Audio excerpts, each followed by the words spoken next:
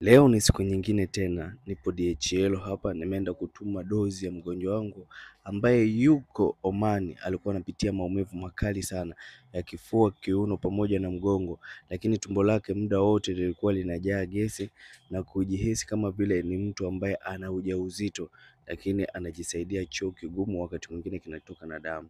Amekataa hayo mateso, ameamua kulipia dawa ili aanze matibabu moja kwa moja, apate suluhisho la kudumu. Popote pale ulipo nitakufikia kupitia kampuni ya DHL. Ukiwa mkoani nitakufikia kupitia mabasi ambayo yanakuja mkoani.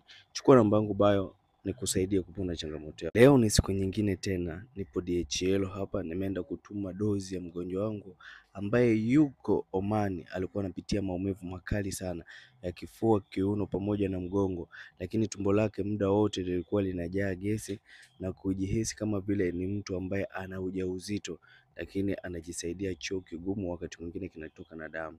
Amekataa hayo mateso, ameamua kulipia dawa ili aanze matibabu moja kwa moja, apate suluhisho la kudumu. Popote pale ulipo nitakufikia kupitia kampuni ya DHL. Ukiwa mkoani nitakufikia kupitia mabasi ambayo yanakuja mkoani. Chukua namba yangu bayo nikusaidie kupona changamoto yako. Leo ni siku nyingine tena, nipo DHL hapa, nimeenda kutuma dozi ya mgonjwa wangu ambaye yuko Omani. Alikuwa anapitia maumivu makali sana ya kifua, kiuno pamoja na mgongo, lakini tumbo lake muda wote lilikuwa linajaa gesi na kujihisi kama vile ni mtu ambaye ana ujauzito, lakini anajisaidia choo kigumu, wakati mwingine kinatoka na damu.